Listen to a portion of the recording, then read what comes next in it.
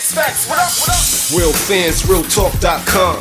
With orthodontist Trip Yung and intern Tom. For the white and black fans, Asia to Manhattan. I get all my facts from my bro Mark the Statsman. If you're not tuned in, I recommend the CAT scan. And if your brain checks out, then you deserve a backhand. Sports, gossip, all the hot topics. Real fans, realtalk.com got it. They got the hottest bloggers. Is Jeremy Lin hurt? Well, log on to the site and you can hear it from them first. I'm talking about the latest, I'm talking about the greatest. Go check out the archives, even tell a neighbor, tell them Bobby sent ya. From spring to winter, tuning in should be the only thing on your agenda. Certified cosign, you know what I'm about, son. Real fans, realtalk.com, I'm out one. Real fans, real talk, real fans, real talk. Real fans, realtalk.com. Real fans, realtalk.com. Real fans, real talk. Real fans, real talk. Real fans, realtalk.com. Real fans, realtalk.com. What's going on, ladies and gentlemen, and welcome back to another live episode of Real Fans, Real Talk, the best sports news and talk show on the East Coast. Of course, I'm Trip Yung. I know the set looks a little bit different today. Orthodontist is not with us, but I'm going to let Mark the Statman Skevich tell y'all a little bit more about that one. Hello, everyone. I'm Mark the Statman Skevich. Orthodontist is not in the building tonight. He is getting ready for the Player Haters Ball, where he's a shoo-in for Hater of the Year. So we're wishing you the best, Orthodontist, that you get that award that you so truly do deserve. But in the meantime, we have somebody else filling in for him, the one and only Fase Fax, ladies and gentlemen. Ladies and gentlemen, you guys know me from a radio show. I'm here live on TV and still strictly the facts. So let's get down to business.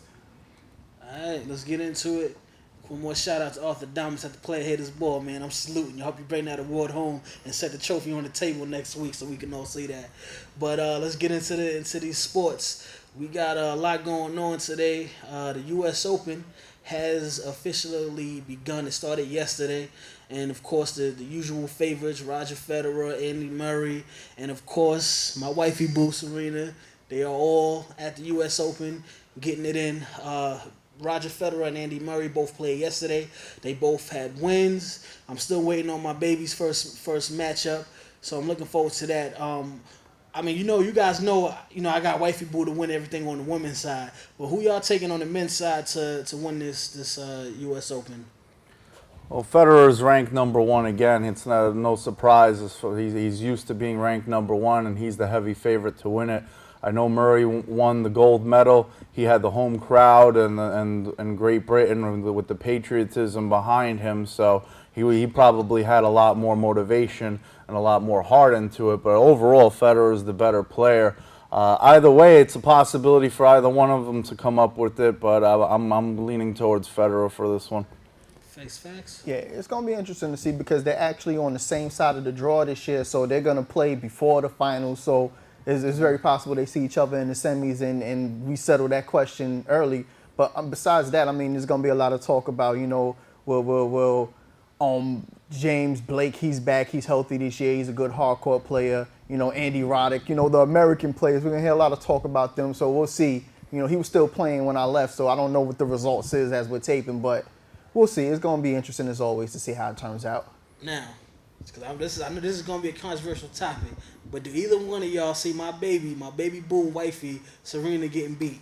Y'all make sure y'all say the right answers. Well, you see, the thing is, her hubby is actually local this time, and she's not playing away from you like she usually is playing. She had to play in Wimbledon out there in London for the Olympics and Wimbledon. Now she's home. You guys got that little celebration in the island after the Olympics. So I think she's actually in better spirits, and I think she's going to pull it off and win the U.S. Open. Okay, Fase Fax? Well, I mean, she's the best in the game. Even though she doesn't have the number one ranking, I still believe she's the best female player. And, until somebody proves it, yeah, she got it. I don't see anybody beating her. See, that's what I like. I like when the panelists come to agreement on that. Cause Serena, baby, I know you've been so dominant. I know it's gonna continue, and I got to shout her out too because she was just on David Letterman's show as well, looking so amazing. Oh, yeah. I know the guys upstairs in the booth got something to show for that. We're gonna show her a little spotlight on Serena in that dress. If y'all saw her on that show, you know what I'm talking about. If you missed her, you need to go Google that, YouTube it. Whatever you got to do, go check that interview out and see that because she definitely looks beautiful and she's looking to take another U.S. Open victory, another title, But baby boo, we'll talk after the U.S. Open is over. We got more sports to get into. We will keep you posted on the U.S. Open again this Sunday on our radio show, which is 5 o'clock p.m. Sunday. And you can check that out on realfansrealtalk.com, which you will see myself, Statman, Fase Fax, of course, and Arthur Diamonds. He might have some updated, stories from the Player Haters Ball, who he was up against this year. So definitely tune into that. And when we come back next Tuesday, we'll hit you guys again and let you know what's going on. But we gotta jump into football because we are in the heat of it right now. The preseason is almost to its end, and which means the regular season is amongst us. Finally. But before we get into that, we had a couple of moves, a couple of injuries. So we're going to start it off with the Bills first, who actually released Vince Young after making a trade for Tavares Jackson, who will be now backing up Ryan Fitzpatrick. I don't know how I feel about the move just yet because I feel like you trade one bum for another bum to come in. Didn't really impact the Bills. The Bills are still bums as a whole. Well, yeah, I guess. I mean, Fitzpatrick, unless Fitzpatrick gets injured, it's really not gonna matter who the backup is. I don't think Fitzpatrick's gonna get injured. Anything can happen, but it's not a significant improvement there for the team. So they're not making the playoffs this year. No, that whole division is horrible. I mean, that's why the Patriots will possibly win that division and possibly win enough games where it would cause it to, have a good enough record to get that first week bye in the playoffs as well. So, I mean, the Jets aren't looking good. The Dolphins, they got their show on HBO, Hard Knocks, but I mean, and that's going to be the highlight of this season. Tannehill is their starting quarterback, who's a rookie. And hold on, because the Jets did make a move. They traded they got an offensive tackle in. They traded Wayne Hunter to the Rams. One revolving door for another revolving door. I mean, they pretty much did the same thing that the Bills did with the right tackle position on the offensive line. There's obviously troubles in the offensive line with the Jets, but we know that's their big fault, the offensive line. You're right. They did trade one bum pretty much for another bum. So I don't know what's going on with Rex and the GM over there. Get it together, Jets. Tanning bum, as the hater likes to call them. Your fans need something to root for. Yeah. Your fans need something to root for. Arthur Diamonds need something to root for. So please get it together. Get that offensive line shored up. Whatever else you got to do it. I'm done with the Jets, man. I got a little. I don't usually do this. I usually just bring the stats, but I got this little riddle. What do you call a plane that can't touch down? You know what? The New York Jets, as they have not scored a touchdown in the first 3 weeks of the preseason. That way. Jets fans, I'm sorry. Listen, you see the jersey that the Statman is wearing. There's still time. If you want to come over and support a winning New York football franchise, you still have time. It's early. The season hasn't started yet. So, come on. We got love for you. Don't worry about it. The blue's a lot nicer color than the green as well. But you know what? To be honest with you, though, I've said this the whole time we talk about preseason. Preseason doesn't mean anything. Maybe they want to look like lay over and lose the preseason games and look like a sleeping giant or something. I'm not sure what the strategy is on that. But at the same token, Rex Ryan does like to have a lot of trick plays, and I was saying this from the beginning when they got Tebow. I wouldn't be surprised if Tebow gets a lot of playing time during the course of the game. He could line up as a halfback. They could do HB options. There's a lot of different possibilities with Tim Tebow in the lineup. He could come in during the middle of the game and get into a wildcat formation. So there's a lot of things that they're obviously not going to show their trick plays during the preseason. Right. So there's no purpose of letting all the rest of the league out there know what they have in store. So they could be doing other things in practice. In the preseason, maybe they're just botching it, making it seem like, it's the Jets and we're a pushover. So I wouldn't be surprised. The Jets don't have that difficult of a season, and once again, they'll be playing the Bills and the Dolphins twice. I think they split those last year with them, but they play the Jaguars. They don't really have that tough of a schedule, so they could get a 9-7 or 10-6 record and make a wild card spot. So I mean, I'm not. It is a New York team. It's not the real New York team, but it still is New York. There's no real big rivalry between the Giants and Jets. So if the Jets make the playoffs, more power to them. But Rex Ryan, really, you need to keep your mouth shut a little bit. You talk a little too much about, guaranteeing Super Bowls 2 years in a row and then not even making the playoffs last year. It's pretty bad, so. Yeah, he has to stop it. We do have some injury updates. It's as sad as me to say, my man T Sizzle from Balsall Hall University, Terrell Suggs, last year's Defensive Player of the Year. He's been put on the physically unable to perform list, which sucks for the Ravens because between him and Ray Lewis, they've had two of the best linebackers in the league for at least 5-6 years now. So which means that he will not be able to play even if he does come back, which is not looking like he'll be back to the end of the season, but he won't be able to come back until after week 6. So salute my man T Sizzle. And then Michael Vick, he says that he will be back for the start of the season. He says that he's 100%, and he also says, quote unquote, that he is not injury prone. So how could you say that when? When was the last time this guy played a whole That's like season? saying I'm not wearing an Eli Manning jersey. You're right. This Fase Fax, you could appreciate that. That's not strictly the facts there. I'm sorry, and I love not. Mike Vick. That's my man, Yeah. but he hasn't played a whole season in forever. So I mean, for him to just, I appreciate the sentiment, but Yeah. No, sir. You are injury prone. It's sad to say.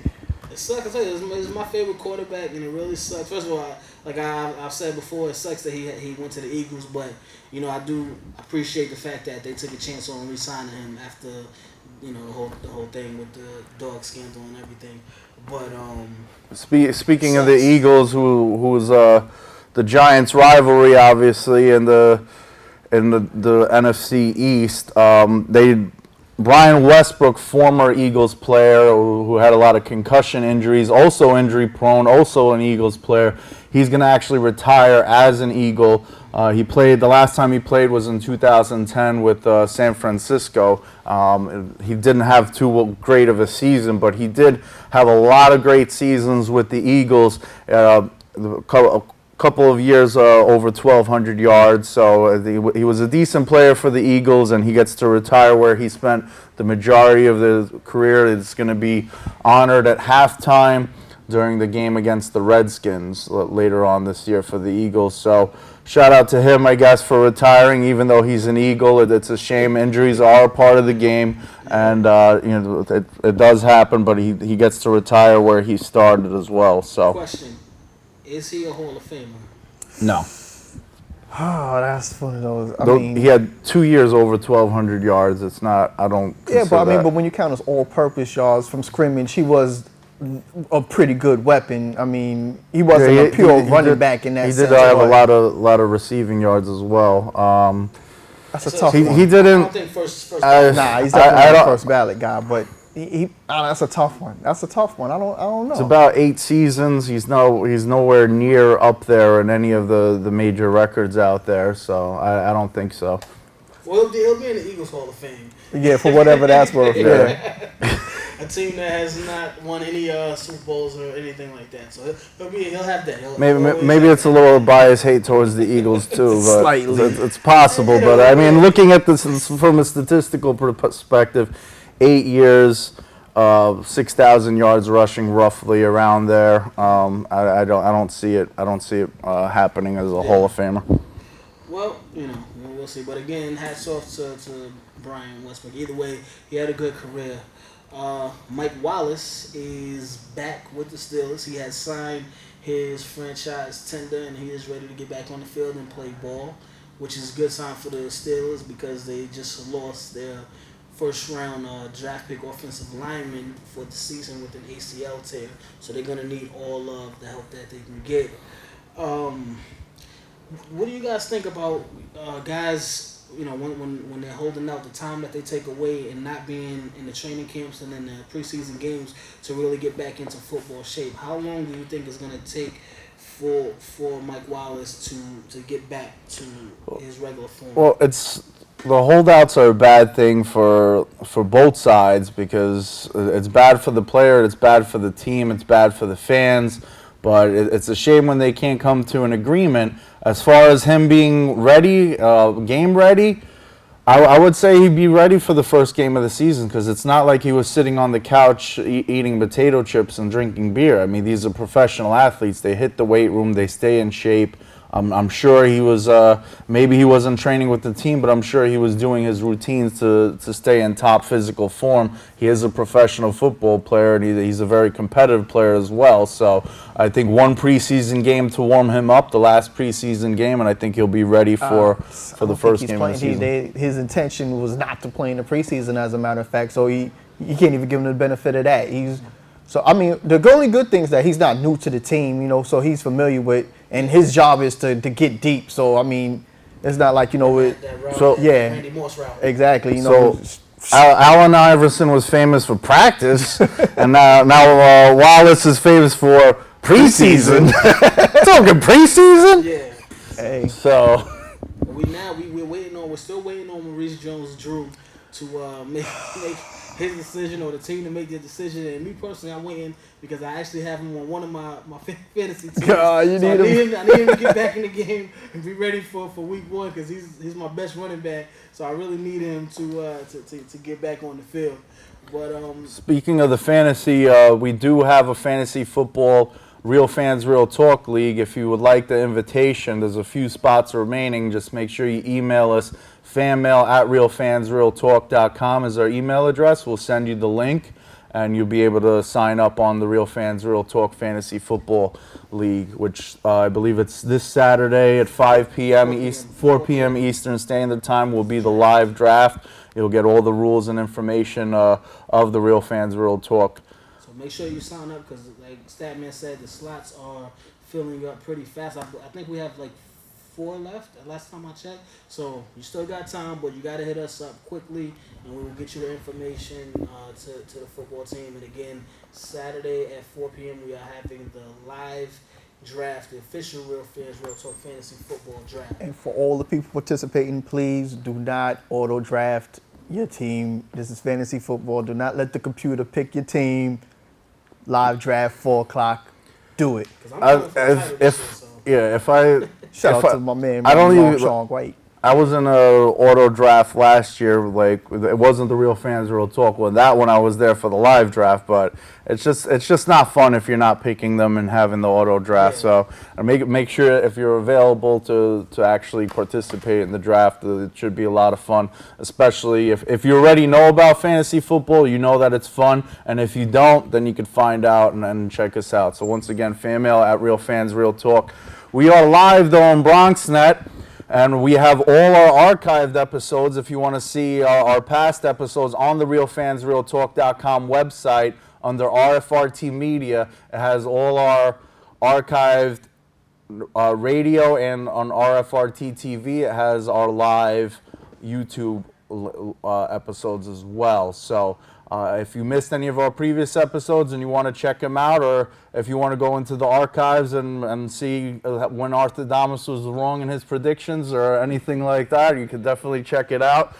We air live every Tuesday at 5:30 p.m. Eastern Standard Time for 1 hour from 5:30 to 6:30 every Tuesday. Our radio show is 5 p.m. Eastern Standard Time every Sunday. We do tend to change that for football season, so we'll probably most likely be moving to 7 p.m. Eastern Standard Time, so that way you don't have to miss any of the football action going on, and you can check out our programming and recaps of all the football games that went on Sunday, starting in the regular season. So we'll be airing at 5 p.m. Eastern Standard Time this Sunday, and we'll be moving to 7 p.m. after that. Make sure you also like us on Facebook. You'll get all the updates of special episodes that we're doing, when we're going on live on the air, whether it's the radio or the TV, as well as archived episodes, different sports updates, and funny pictures as well. So make sure you check that out. Facebook.com/Real Fans Real Talk. Like us, and we always appreciate seeing a new like up there. So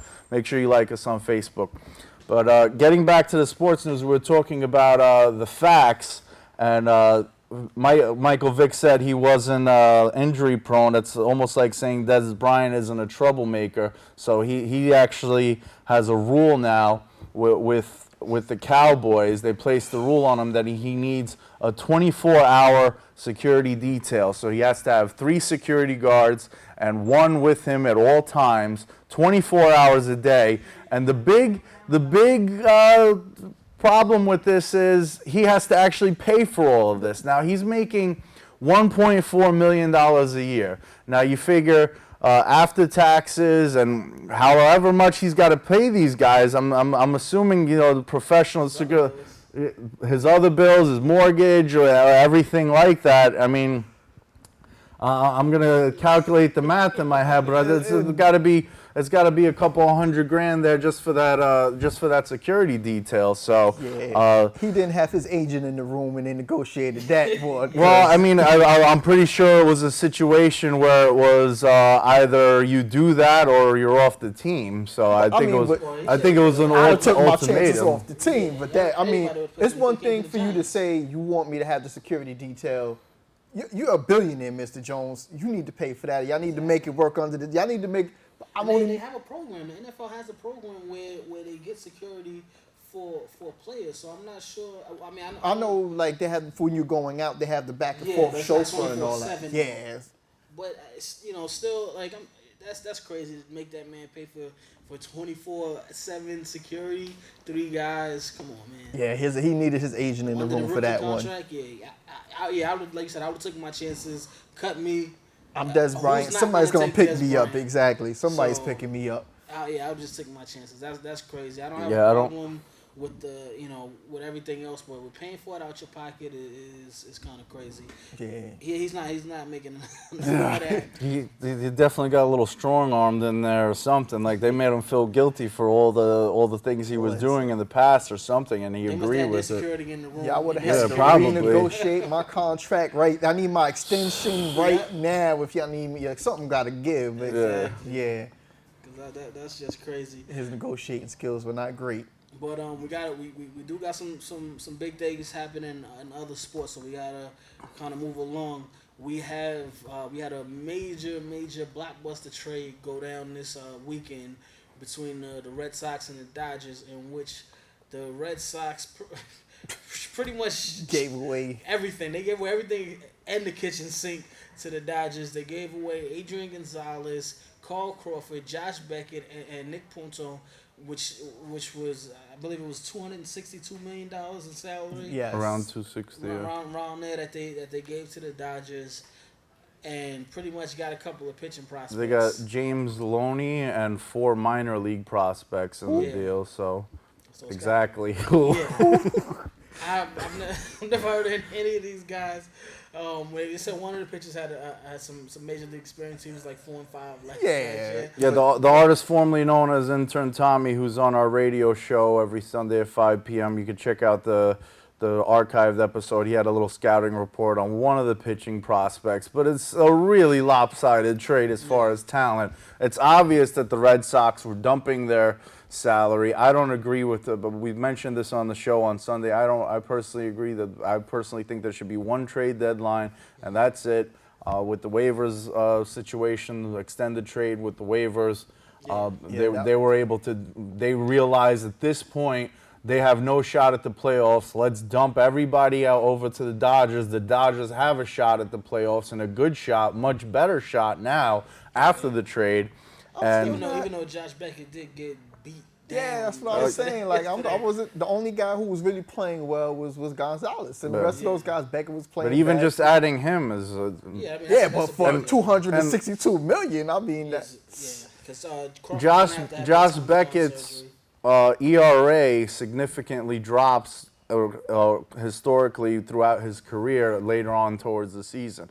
And in August it's over 4, and in October it's about 2, and in September it's a little over 3. So he historically, as it gets closer to the playoffs, he steps it up. So it's they're obviously gambling with that, but they got a huge salary that they have to pick up if he fails. But they got that Magic Johnson money now. Magic Johnson got those investors. They want to fill up the seats in LA. They want to bring the LA Dodgers back, and they're paying the money for the big name guys, and Yeah, but before the trade, they were half a game out of the wild card. After the trade, now they're 2.5 games out. They're not actually gaining ground; they're losing ground. So the trade wasn't that long ago, though. Yeah, so. but that means they had their guys. These guys played, and now they're losing ground. Actually, I believe 2-0 since the trade. So maybe the Red Sox did get the better end of. If you ask me, they got rid of the salary. They got rid of the locker room cancers. They got. So now Bobby Valentine can have fun with the rest of the guys and keep his job a little bit longer. But we'll see how that works out as the season begins to come to a close. Like you said, the Dodgers are definitely going to make the playoffs. And, of course, the Red Sox are back to the bottom of the barrel in the American League. Where they belong. They're not exactly all the way at the bottom. Toronto's at the bottom, and the only reason why they won, they played Kansas City. So listen, if you're not first, you're last. Right? Exactly. That's Ricky Bobby mentality. If you ain't first, you're last. But let's not guarantee that them Dodgers making the playoffs. They still got to get in. They're still 2.5 out. I was referring to the Yankees when I said that. Oh, okay. All right. I wasn't referring to the Dodgers. No. They still got a long way to go. The Nationals are still doing great, even though we all a little upset about this shutting down Steven Strasburg thing, but they're still looking very good. The Giants, they're still hanging in there. So Cardinals are making their little push. Yeah, so it's gonna be a little run. So we'll see how that whole thing. It's gonna be a lot more interesting to watch now, though. No. They definitely swung for the fences on this trade. You gotta give them that much credit. Like they went for it. Most certainly, they definitely did. They're trying to win, and I can appreciate that. Their Magic is George Steinbrenner West now. Rest in peace to my man George Steinbrenner. But they're sparing no expense, and they're trying to win. And you really can't knock that. When your team is trying to win, it's great for the fans, to have a team, because some teams won't spend that money, other teams will. And hey, if you can get big names like that. Quick update though on the Yankees player, the Derek Jeter report. Just letting you guys know he's now 21 hits away from Willie Mays and being the top 10 and all-time hit leader. So just a quick update on that. Both myself and Trip Yung said he was going to do it on the first episode of Real Fans, Real Talk. We said he was going to do it before the end of the season. He's 21 away, and we're rooting for Derek Jeter to be in the top 10 before the end of the season. He's still swinging a hot bat. I mean, he's had his last 2 games. He's 0 for 8 in the last 2 games. Nah, he hit a home run in the ninth yesterday. Oh, he came by because I knew. All right. Yeah, he hit a home run. I must have fell asleep with that. Soriano blew the lead, and then Lowe threw away the ball. Even though it was ugly last night, but he hit a home run. As long as he got his one in, yeah. The day before last, he was 0 for 5 though. Right. So we got to keep that history going. Jeter, do it for the Bronx, for New York, for all the Yankee fans across the world. And do it for the haters too, so that you can rub it in their face. Let the hate motivate Derek Jeter. That's what I do. So exactly. Then, I really hate to report this next story, but we definitely have to. They finally broke my man Lance Armstrong down, and he gave up his fight with the USADA, which is the United States Anti-Doping Agency. and as a result of that, he has been stripped of all of his 7 Tour de France titles, and he has been banned for life. So it sucks that this had to go down, especially everything that he had to overcome with the cancer and really dominating that sport for so long and kind of carrying that sport and just being he's. Do you even know anyone else? I don't really know any other cyclists. I mean, I can name what Floyd Peterson. What's the guy's name? That's about it. Yeah, nobody watches cycling. I'm not gonna pretend that I care. I mean, the only thing about that I found interesting was the fact that he could afford to give back all of the money that he won. Like, how balling is that you could just say, hey, all right, I'll give back all the money. It's the most ballingest. That's balling right there. Like, yeah. Shout out to Dave Chappelle. Diamonds on. Yes, he gave back all the money, and it was like, whatever, I'm still rich. It's no problem. I got this. His endorsement money will carry him over for years. Yeah, Nike definitely said that they're not turning their back on him. So. Yeah. I mean, which is good, and I think his fans won't turn their back on him either, because he's not one of those athletes who has a lot of off the track issues for him. I guess you would call it off the bike trail or whatever. He's a very likable person, and his story is just so amazing. Like I said earlier, the fact that he was able to come back from the cancer and still win the Tour de France, you just gotta love him. I mean, personally, I separate it. Like, I don't really, because why people still support him is because of the philanthropy he did. He raised $500 million for cancer awareness and all of that. Live strong, so that's one thing. But as far as his legacy as a racer, it's weird because we call it cheating, but when you talk about cycling, like, that's a dirty sport. Like, there is no major cyclist who hasn't been found guilty of cheating, quote unquote, at some point or another. But he hasn't had a positive. Right, test. but it's hard. It's hard to catch. Like, the more money you have, the better the doping you can do, to where it's harder to catch you, basically. If the piss don't shit, right?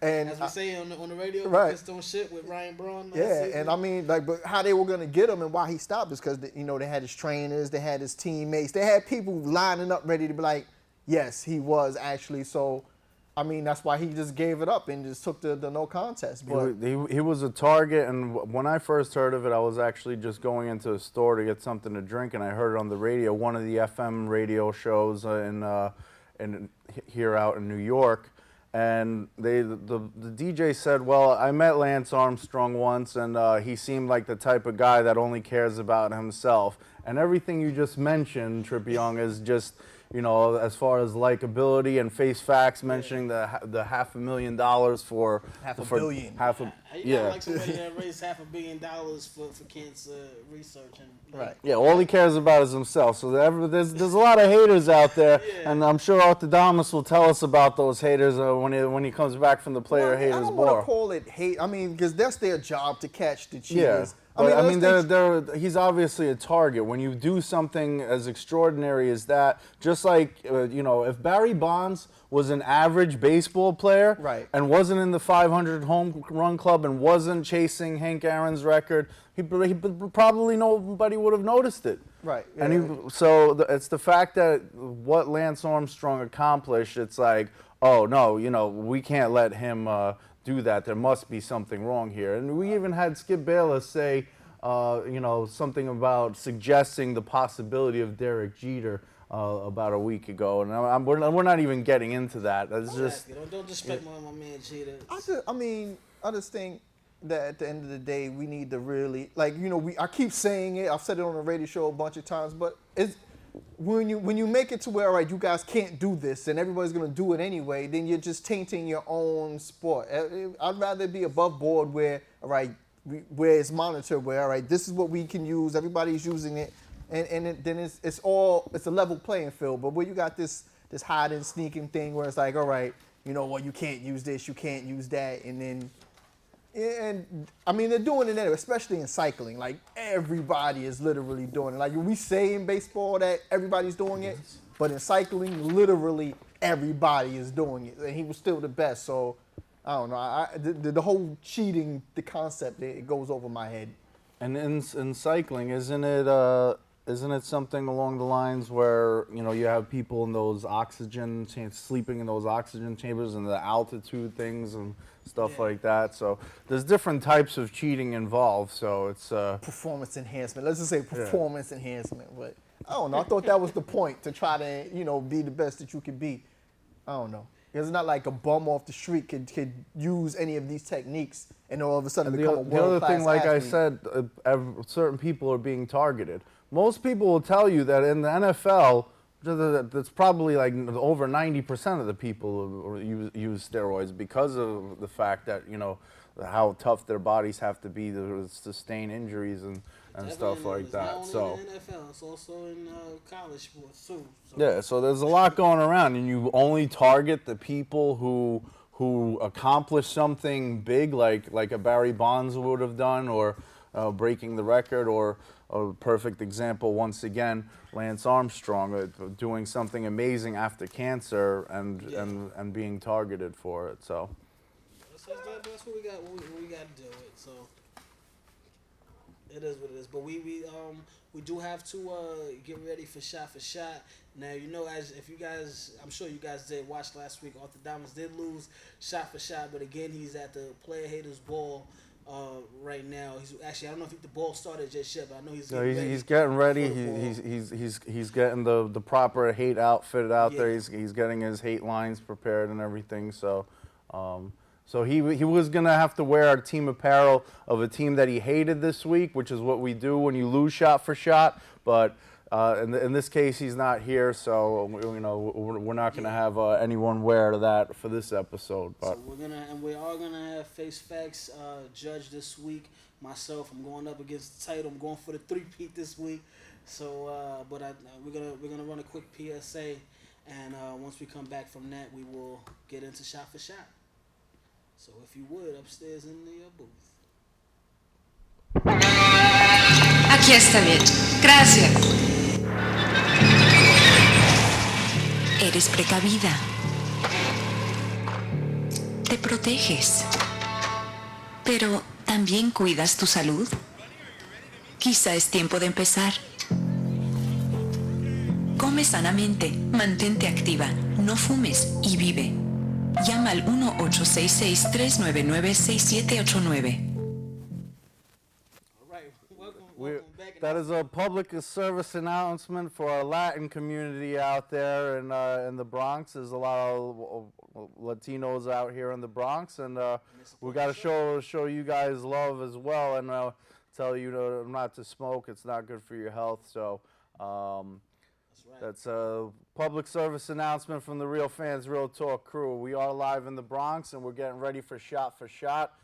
Fase Fax, you ready to judge against me and Trip Yung? Yes, sir. Let's get down to business. Let's get started with that first question, please.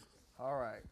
The first question is, which recently released player has the best chance of being picked up by another team out of Vince Young and Terrell Owens? And we start with the challenger, right? That is correct. That would mean me. I honestly don't think either one of them will really get picked up. Terrell Owens, I think, is the better player right now, but Terrell Owens has a huge stigma in the league as far as drama and things like that. I think he was a class act the way he, after he was released from Seattle, but I'm not sure if anyone's going to take a chance with him. Young, on the other hand, he did play last year. He played decently for the Eagles last year, so I don't think it's going to be an issue with somebody picking him up as a backup quarterback. Yeah, I agree with you on everything you just said. I don't think that either one of them is going to get picked up. But if we're talking about who has the better chance, I got to say Vince Young just because he's a lot younger. And like you said, he did play some decent football when he was in that season for the Eagles. So I got to go with Vince Young. All right, you guys agree, so there's no judgment. But just know I disagree with that. I think nobody's picking up Vince Young. I think his career is over, and Terrell Owens is probably going to get picked up just because, I don't know if you saw the press conference, but what's their coach's name of the Seahawks? Pete Rose. No, not Pete Rose. You're looking at the all-time hits list still with Jeter? I'm sorry. Pete Carroll, right? Pete Carroll, Pete yeah. Carroll, yeah, he was talking about how classy Terrell Owens was, how he it wasn't for attitude, it was just the fact that Braylon Edwards stepped up and, so I think that endorsement will end up getting him another job. But whatever, you guys agree, so. But even still, if he can make the fourth wide receiver on the Seahawks. Nah, the way they play a lot of three tight end sets. So, so it was either you make it or you don't make it, but we don't have he would have been on the bench pretty much the whole season. So. Right, so. Well, anyway, moving on. Do you think that it was a good choice by the Seahawks to start Russell Wilson, the rookie, over Matt Flynn, who they picked up in the offseason? You know what? I say yeah. You know, they obviously have been watching him in camp, and it's not like Matt Flynn is a proven quarterback. Like we saw him in one game at the end of the season where the Packers were already 13 and 2 at the time. Right. So he must have outplayed him in the preseason and looked better than him in training camp. So I gotta say, yeah, it was a small decision. Statman. I'm gonna say no. I'm gonna say Matt Flynn. He was under the wing of Aaron Rodgers, who was one of the best quarterbacks in the league. He did have that great showing in the last game of the season. I know it wasn't against a team that had a great defense, but he still beat a franchise record. Well, and that's the Packers, a pretty long franchise. So he shows that he does have a lot of talent in there. And Russell Wilson was the 75th overall pick in the 3rd round. I'm sure he played. I didn't get to watch him as much as possible, but I'm sure that he played well in order to get that starting pick. But I don't think going over Flynn was the right move. I'm going to have to give the point to Trip Yung on this one. It was his job to lose, basically. Matt Flynn, they brought you in to be the starter. Everybody saw the one game where you played. And through the course of the preseason and training camp, you still ended up losing your job. So that tells me that they saw something, where this guy wasn't getting it done. Maybe it'll prove out to like he gets hurt and, Flynn gets a chance to start and it works out. The highlights that I did see with Flynn looks somewhat impressive, but I didn't really get to see. By all means, when you break, it wasn't like Flynn played bad. I'm not even talking. I'm talking about in the preseason. Yeah, in the preseason, some of the connections that he made with T.O., including that touchdown pass that T.O. dropped. It was a good pass. He didn't play bad, but again, he just played better. Sometimes it's that way, I'm not sure if it's going to really start that way for the first game of the season too. We'll find out, but yeah, I kind of lean toward I trust if it was your job to lose and you lost it, then I tend to think that they saw something to promote you. But hey, we'll find out. But moving on, and I know you like this one, Statman. Will the Jets score a touchdown before the preseason ends? And will you start? This would be my turn, yeah. And like I said, what do you call a plane that can't touch down? The New York Jets. And I think going back to what I said before, I think maybe they're playing possum, that they're intentionally not scoring to seem like a pushover in the regular season. Maybe that's one of the tricks up Rex Ryan's sleeve. I don't, if them not scoring in 3 games, I don't see them scoring a touchdown in the next game. Maybe because it's intentional. I see when they get down into the red zone that Sanchez is throwing horrible passes. I know he's not a good quarterback, but the passes that he's throwing, it's just it seems almost like it's intentional to me. So. Yeah. I gotta agree, man. Because if they're not going to play their starters, I don't think Tebow's playing either. So it's going to be the 3rd string playing most of this game, and it's not like the 3rd string have scored touchdowns when they came and played against the other 3rd string teams either. So I gotta say no. I don't think they're going to score until before the season starts. And I'm in agreement. They look terrible. So I have no reason to believe that. Like I said, unless your theory is correct and they're stinking it up just to make. It's something that I'm positive of. It's a possibility theory. It's not even my real theory. Statman knows, ladies and You know what I mean? But yeah, I don't know. They've looked bad. Their offensive line is bad. You know, their receivers have been hurt, and I mean, they just don't look good on offense. They just don't. So yeah, maybe that huge blockbuster right tackle trade with the Rams is going to pay dividends for them in the season. We'll see. We shall see. But moving on. Which quarterback who threw 5,000 yards last season do you think will have the best year this season? This is rough. I'm gonna go with Aaron Rodgers. Their offense is amazing, and I don't see him slowing down. Tom Brady. I mean, I'm not taking away from anything from Tom Brady, but he looked a little shaky in the preseason, which I'm not. You know, obviously I know he's still gonna have an amazing season, but I got to give it to Aaron Rodgers. All right, so I would agree with you that Aaron Rodgers has the best season, but the only thing is Aaron Rodgers didn't throw for over 5,000 yards, so I guess that point goes to me with me saying Drew Brees. Only Matthew Stafford, Tom Brady, and Drew Brees threw for over 5,000 yards. So between the three of them, I say Drew Brees because even though there was the bounty scandal with New Orleans, that's their defensive players, and Drew Brees definitely has to step up on the offense and have another great year in order for them to. I know their head coach is going to be going for a while too, but I think Drew Brees is going to have to step it up if they want to even make the playoffs, and you're going to see a pretty good performance from him again this year. Yeah, you just got Statman today. Yeah. He just pulled the facts on you. So He definitely did.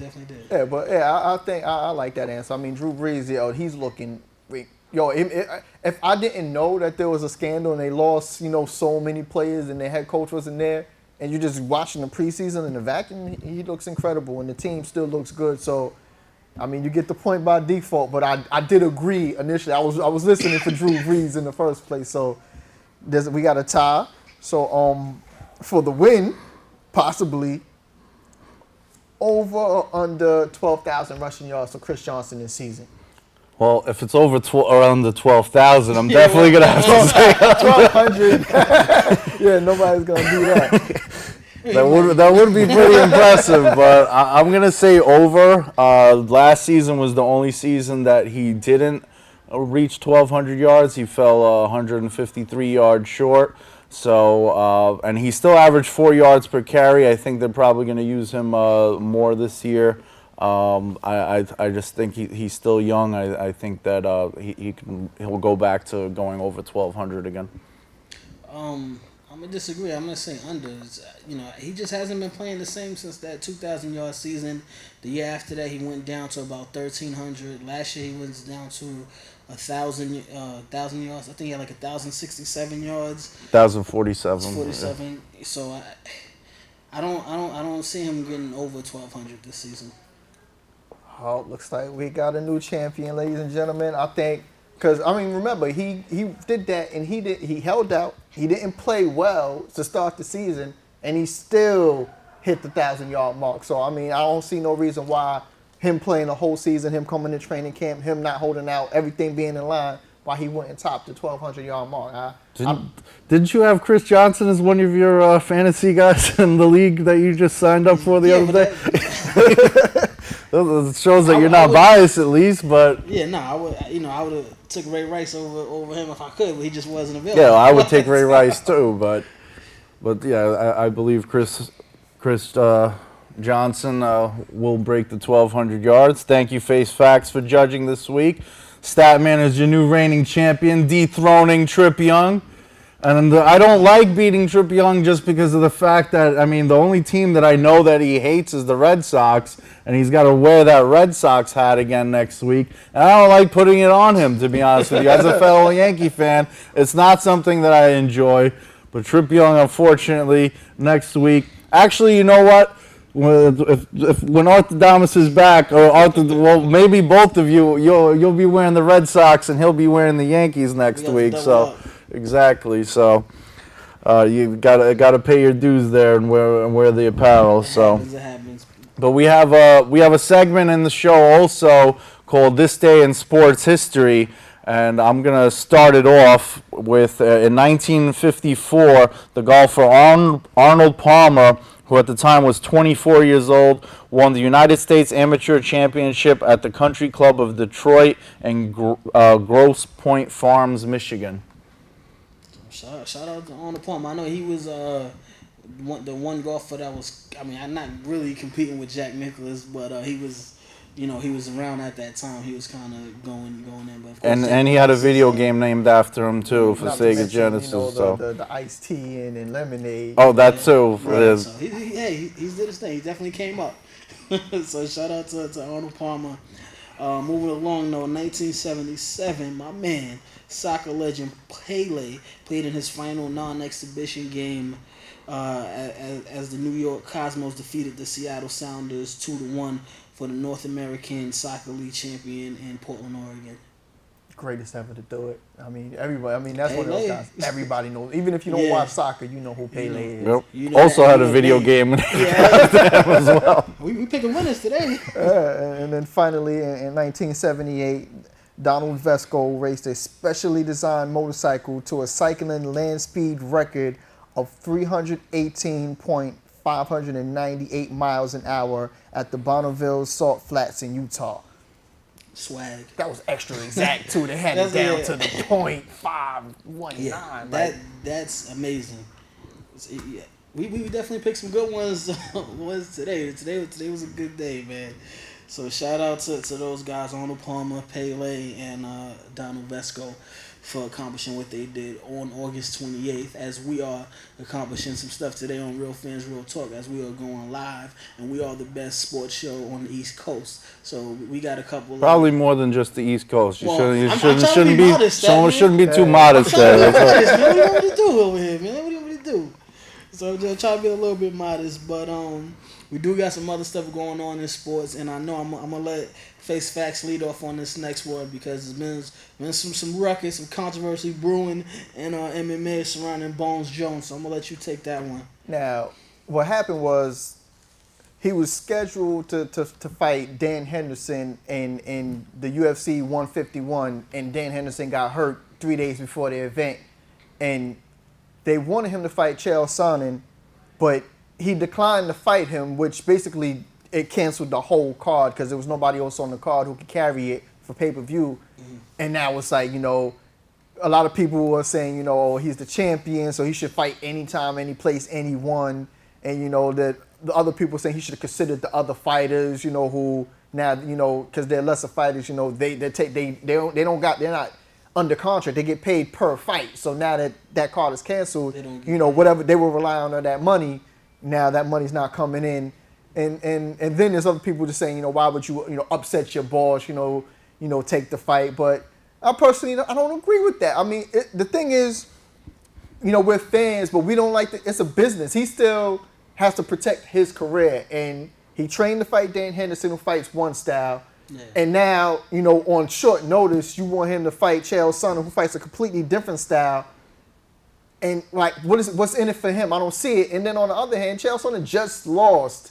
Like, why does he get a shot at the title? I understand the show must go on, but I don't blame him. I understand where other people are coming from, but I really don't blame him for not taking the fight. Why should he take the fight if he doesn't have to take the fight? Yeah, it's not a selfish thing. Some people might say it's selfish because thinking of the other fighters and their paycheck and the business and everything, but if you train for one guy and then just like you said, it's just you got to worry about yourself. It's not about, you know, the business and the fans, or where you got to worry about yourself and, you know, the fact that you don't want to lose that fight and you didn't prep for the fight against him. So a lot of interesting points out there, and I agree with you 100%. So got to think about your livelihood when you're in such a brutal sport like MMA. Because one bad decision can cost you your career, it could even cost you your life. So you definitely, I'm not mad at him for that. There's other issues I had with him, but that's not right, one of them. That's not one of them, right? So, you know, I definitely not mad at that. We had the Little League World Series just went down, and you know, Tennessee played Japan in the Little League World Series, and And Japan demolished them basically, Yeah. 12 to say it 2. like that, you know, I try- No, well, I was a little upset about this before. I mentioned in the Real Fans Real Talk group page. It was 12 to 2. I understand that they have other countries representing their countries in the sport, but at the same time, Tennessee is a state, and you go up against Japan and the best in the country in Japan. And it was interesting because one of our fan mail questions, he said the same thing. Colin from Tallahassee writes, "Is it fair that the U.S. Little League team is not comprised of all the best players in the country the way the teams are around the world are?" The thing is, it's not a professional thing. You're not going to get the best from New York, the best from Tennessee all to play together. It's Little League. It's not a professional. They go to school. It's not. So that'll never happen. It's not taken as seriously as Japan takes it. But it's all, at the same time, it's not. I don't think it's fair because Tennessee goes out there. Japan made the finals 3 years in a row because of that reason, that they take it so seriously. And, Tennessee is representing their country, and the kids have to feel like failures when they're obviously were outmatched. The game stopped in the 5th inning because of a mercy rule because Japan was ahead so many runs. So it's not fair that the kids didn't get to feel like winners and feel like they let their country down. So I don't agree with the format, the way it's set up. Shout out to the kids. Keep your heads up. You guys did an amazing job. Despite not actually having all of the best players from the United States playing in that game, but like Statman said, it's harder as little kids. It's not like where you have maybe the high school kids have the McDonald's All-American game and you can get them together, or we have like the Dream Team or something, or excuse me, the Olympics basketball team where they can get together over the summer and kind of do that. It's a little bit harder for we're talking about 12 to 14-year-olds to do that. So yeah. But again, shout out to them. Don't walk with your head down because of that. Just get stronger, build from it, and move on to the next game. That's it. We also got NCAA action. College football is amongst us this weekend coming. The season starts, so I'm really looking forward to that.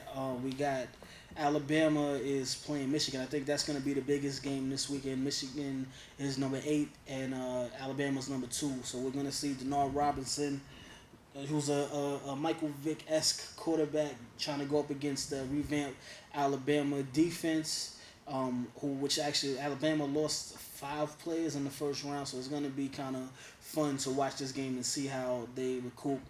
Trent Richardson went to the Browns. They lost Dre Kirkpatrick and a couple other guys.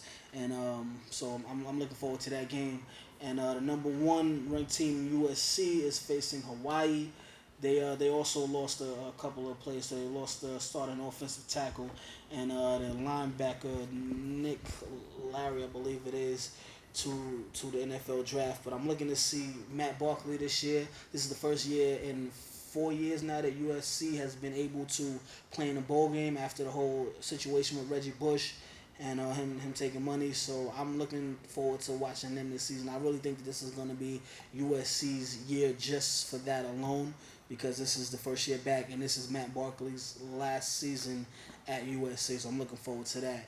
But we got one more fan mail question, and it's coming from Gary from Westchester, who writes, "How long will it be before the Red Sox are serious playoff threat again?" I'm gonna let you guys take it because you know. Well, I'm supposed to have a biased opinion as a Yankees fan, but I'm not. I mean, the reason why they made this trade that they just did is because they wanted to dump that salary, and they're going after everybody and anybody next offseason. So I wouldn't be surprised if next year, because it's not like any other sport with salary caps. They just dumped $260 million. They could pick up every top name free agent out there. The Red Sox are a historic organization. A lot of people want to play for the Red Sox, so I think that it's a good possibility that next year they're back in the hunt to make the playoffs. All right, so with that being said, we're gonna jump into our final thought. Fase Fax. I mean, my final thought is pretty much what we were talking about regarding the whole John Jones situation. I think that fans need to stop looking at these guys like, you know, they're some sort of, you know, cartoon, fairy tale superheroes who just, you know, fight anybody, anytime, any place. He has a career, and he has his family, his things to consider. And if it wasn't best for him, then you have to accept that as a fan and just let it go. I mean, I understand we're emotionally invested in our sports, but at the end of the day, he made the best decision for him, and you can't say you would do any different if you were in his shoes. Yeah, Statman. I just want to say Yankees back on top, Red Sox back on the bottom where they belong. RealFansRealTalk.com. Make sure you check us out. Exactly. Check us out on the web this Tuesday and every Tuesday live on Bronx at Channel 68, Cablevision Channel 34, Verizon, and check us out on the web Sundays at 5, RealFansRealTalk.com, the best sports, news, and talk show in the country. For Trip Young, Mark the Statman, Skevich, Fase Fax, and Orthodomus was at the Player Haters Ball. We are officially out. See you next week, ladies and gentlemen. Shout out to Tommy as well. RealFansRealTalk.com, where Orthodomus, Trip Young, and intern Tom for the white and black fans. Asia to Manhattan, I get all my facts from my bro Mark the Statsman. If you're not tuned in, I recommend the CAT scan. And if your brain checks out, then you deserve a backhand. Sports, gossip, all the hot topics. RealFansRealTalk.com got it. They got the hottest bloggers. Is Jeremy Lin hurt? Well, log onto the site and you can hear it from them first. I'm talking about the latest. I'm talking about the greatest. Go check out the archives. Even tell a neighbor. Tell him Bobby sent ya. From spring to winter, tuning in should be the only thing on your agenda. Certified cosign, you know what I'm about, son. RealFansRealTalk.com. I'm out one. Real fans, real talk. Real fans, real talk. RealFansRealTalk.com. RealFansRealTalk.com. Real fans, real talk. Real fans, real talk. RealFansRealTalk.com. RealFansRealTalk.com.